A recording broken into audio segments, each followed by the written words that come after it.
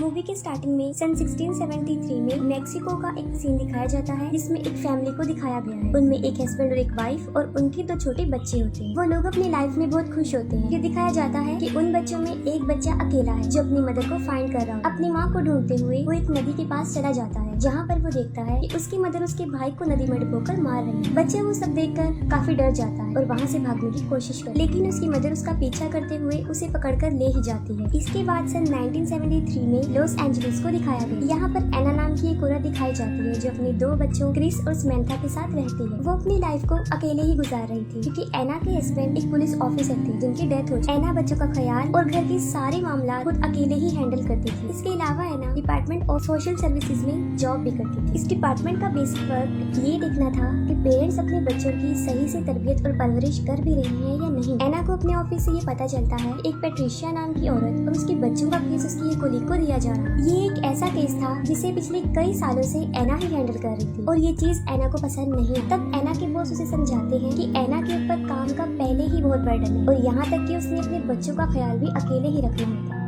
और यही वजह है कि वो केस इसके अलावा किसी और को दिया जा रहा है। मगर फिर भी एना इस पर एग्री नहीं है। वो कहती है कि मैं पेट्रिशिया को जानती हूँ और वो मेरे ऊपर बिलीव भी करती है और उसके बच्चों को तो मैंने अपनी आंखों के सामने ही बड़े होते हुए देखा है। वो कहती है कि उसके अलावा कोई भी ये केस अच्छे से हैंडल नहीं कर सकता। फिर एना के बॉस उसकी बात पर एग्री हो जाते हैं और वो केस एना को ही दे देते हैं। पेट्रिशिया के बच्चों के स्कूल से कॉल आती है कि वो फिर से स्कूल नहीं आ रहे हैं और यही वजह है कि एना को उनके घर जाना था, जिस पर उसके बॉस उसे कहते हैं कि वो अपने साथ एक पुलिस ऑफिसर को भी लेकर जाए और एना एक पुलिस ऑफिसर के साथ पेट्रिशिया के घर पहुंच जाती है। सबसे पहले पेट्रिशिया सबको अंदर आने से मना कर देती है, लेकिन फिर एना उसे बताती है कि वो सिर्फ अकेले ही अंदर आएगी और इस बात पर पेट्रिशिया उसे अंदर आने देती है। एना देखती है कि पेट्रिशिया बहुत बुरी तरह डरी हुई है और वो फिर उससे उसके बच्चों के बारे में पूछती है, जिस पर वो कहती है कि वो सेफ, लेकिन एना को उसके बच्चे नजर नहीं आ रहे हैं। फिर एना को एक डोर नजर आता है जिसके ऊपर बहुत ज्यादा आइस की पिक्चर्स बनाई होती है। एना उस डोर के पास जाती है जिसे देखकर पेट्रिशिया बुरी तरह भड़क जाती है। वो एना पर अटैक करती है और उसे मारने की कोशिश करती है। तभी फौरन पुलिस वाला वहाँ पर आ जाता है और पेट्रिशिया को पकड़ लेता है और इसी दौरान एना पेट्रिशिया के गले से एक की निकाल लेती है, जिस पर पेट्रिशिया उसे कहती है कि उस डोर को मत ओपन करो, लेकिन एना दरवाजा खोल लेती है और उस डोर के अंदर पेट्रिशिया के 2 बच्चे होते हैं। वो दोनों बच्चे भी बुरी तरह काफी डरे और सहमे होते हैं और एना को कहते हैं कि दरवाजा बंद कर वरना वो हमें मार दे। एना को इस बात की बिल्कुल भी समझ नहीं आती कि वो बच्चे ला लोरेना की बात कर रहे हैं।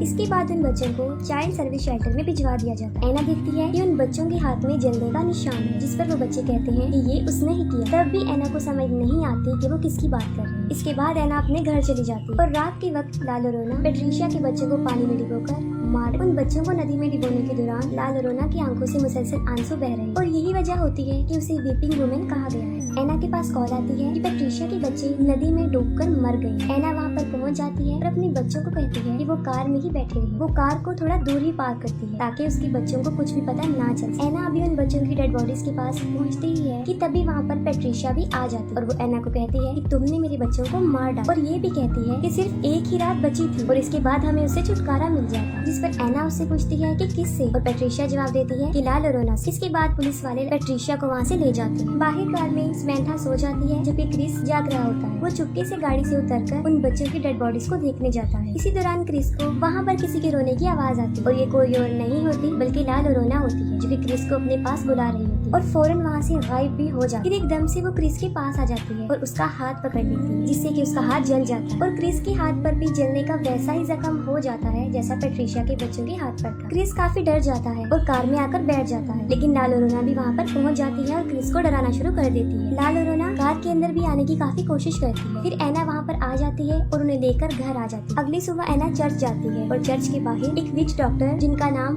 रेफल ओलिवेरा होता है वो खड़े होते हैं। वो अपने जादुई वर्ड्स की मदद से लोगों का ट्रीटमेंट कर रहे होते हैं जिससे कि वो ठीक हो जाते हैं। एना फादर से ला लोरेना के बारे में पूछती है और फादर उसे ला लोरेना के बारे में सब कुछ बता देते हैं। समंथा जो कि अपने घर में खेल रही होती है और उसे भी वहाँ पर ला लोरेना नजर आती है। ला लोरेना समंथा का हाथ भी पकड़ के उसे कर्स बना देती है और समंथा के हाथ पर भी जलने का जख्म बन जाता है। एना घर आ जाती है और वो देखती है कि समंथा बहुत ज्यादा डरी हुई है। एना उसके हाथों पर जले हुए जख्मों के बारे में पूछती है। तब समंथा झूठ बोल देती है कि मैं कहीं पर गिर गई। फिर एक डिटेक्टिव जिनका नाम कूपर होता है वो एना के घर पर आते हैं, जो कि एना के हस्बैंड के फ्रेंड थे। कूपर एना को बताते हैं कि पुलिस वालों को पेट्रिशिया पर ही शक है कि उसी ने ही अपने बच्चों को मारा है, लेकिन पेट्रिशिया और उसके गवाहों का ये कहना है कि मर्डर के दौरान पेट्रिशिया फुल टाइम चर्च में ही थी। कूपर एना को एक फाइल देते हैं ताकि वो पेट्रिशिया के केस के बारे में थोड़ी सी इंफॉर्मेशन दे सके। फिर दूसरी तरफ हम देखते हैं रेफल को, जो पेट्रिशिया के घर में होते हैं और ला लोरेना के आंसुओं को कलेक्ट कर रहे होते हैं।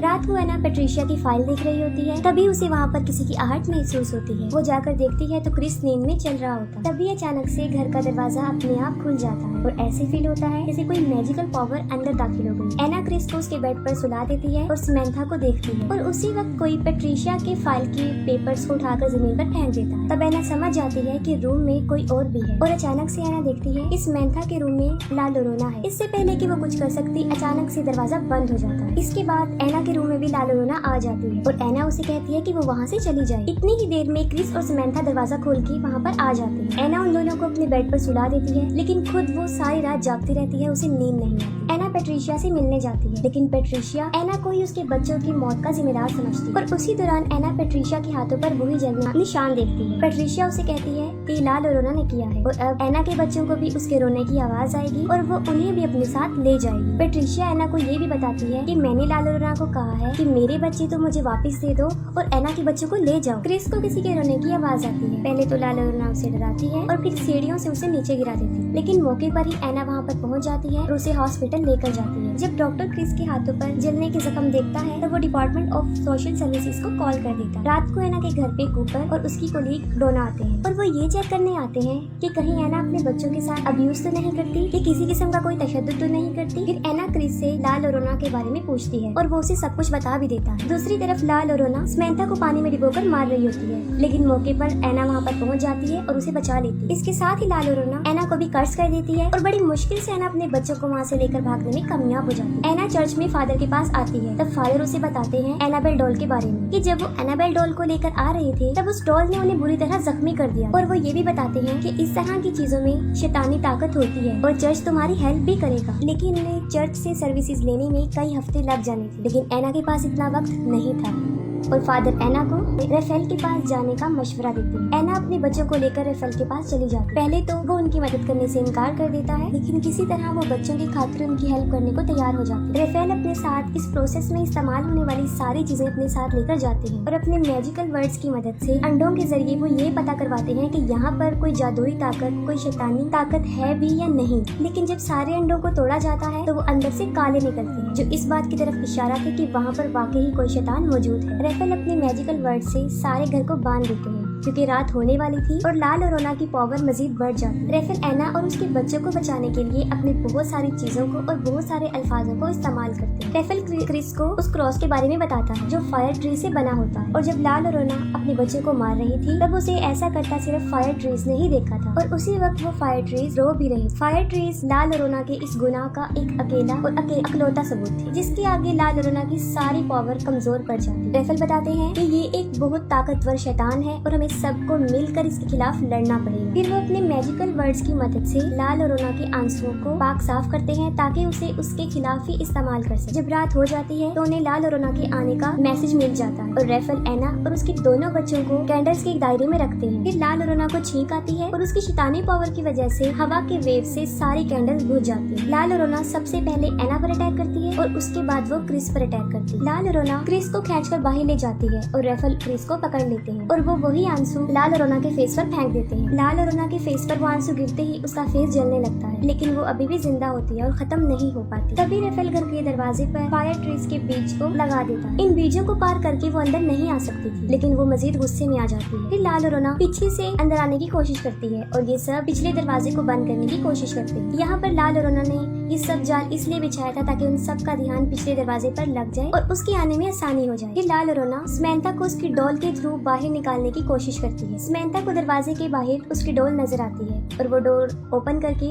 उसे लेने के लिए बाहर जाती है। समंथा इस बात का बहुत ख्याल रखती है कि वो बीजों की तह को क्रॉस ना कर सके और तभी वहाँ पर एना पहुँच जाती है। वो समंथा को डॉल लेने से मना करती है और भागते हुए उसके पास आ जाती है, लेकिन समंथा के हाथ में उसकी डॉल लग जाती है और जब वो डॉल को अंदर की तरफ खींच रही होती है तब उन बीजों की लाइन टूट जाती है। इसी दौरान लाल अरोना समंथा को बाहर खींच लेती है और दरवाजा खुद ब खुद बंद हो जाता है। लाल अरोना समंथा को पानी में डुबोकर मारने की कोशिश करती है, लेकिन एना वहाँ पर पहुँच जाती है और उसे बचाने के लिए आ जाती है। वो भी पानी में कूद जाती है। जैसे ही एना समंथा को बचाने के लिए उसकी तरफ बढ़ती है, लाल अरोना उस पर भी अटैक करती है और उसे भी जान से मारने की कोशिश करती है। तभी रेफल भी वहाँ पर पहुँच जाते हैं और वो स्विमिंग पूल को अपने जल से शिफाफ कर देते हैं, जिससे कि लाल अरोना को उस स्विमिंग पूल से निकलना पड़ता है और एना और समंथा दोनों बच जाते हैं। फिर हम देखते हैं कि एना के हाथ में लाल अरोना का लॉकेट आ जाता है और वो लोग समंथा को लेकर अंदर भी आ जाते हैं। समंथा बार बार घर से जाने की कोशिश करती है, जिस पर रेफल एना को बताता है कि समंथा के ऊपर लाल अरोना हावी हो चुकी है और जब भी लाल अरोना समंथा को बुलाएगी तो ये फौरन उसकी तरफ चल पड़ेगी। रेफल एना को ये भी बताते हैं कि जब तक लाल अरोना से पीछा नहीं छूटता हमें इन दोनों बच्चों की हिफाजत करनी पड़ेगी। एना अपने बच्चों को कबर्ड में इसी तरह बंद कर देती है जैसे पैट्रिशिया ने अपने बच्चों को किया। दूसरी तरफ घर के बाहर लाल अरोना अभी भी बच्चों का वेट कर रही होती है। एना रेफल को वो लॉकेट दिखाती है जो उसने लाल अरोना के गले से उतारा था। रेफल एना को कहते हैं कि तुम इसे संभाल कर रखो, हम इसे उसके खिलाफ इस्तेमाल कर सकते हैं। कुछ देर गुजर जाने के बाद एक औरत उन बीजों की लाइन को क्रॉस करते हुए उनके बच्चों के पास पहुंच जाती है। ये औरत पैट्रिशिया होती है, जिसे ये लगता है कि अगर वो समंथा और क्रिस को लाल अरोना के हवाले कर देगी तो वो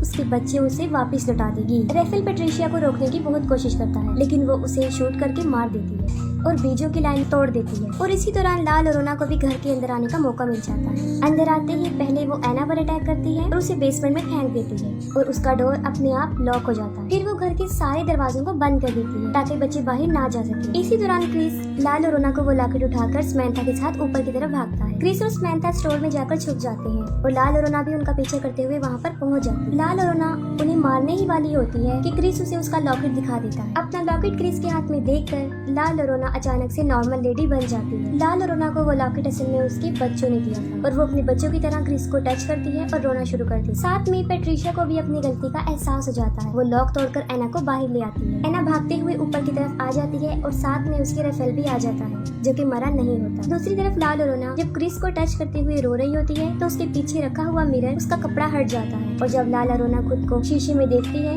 तो वो फिर से शैतान बन जाती है और वो शीशा भी टूट जाता है। लाल अरोना रेफल को हवा में उठाकर बाहर फेंक देती है और इसी दौरान एना भी वहाँ पर पहुँच जाती है। क्रिस और समंथा एना के पास भागकर आ जाती है। जैसे ही लाल अरोना एना, क्रिस और समंथा को मारने के लिए उनकी तरफ बढ़ती है, रेफल उसकी तरफ फायर ट्री से बना हुआ वो क्रॉस फेंक देता है। एना उस क्रॉस को उठाती है और लाल अरोना के सीने में डाल देती है। उस क्रॉस की वजह से लाल अरोना खत्म हो जाती है और सब कुछ नॉर्मल हो जाता है और इसके साथ ही मूवी भी एंड हो जाती है।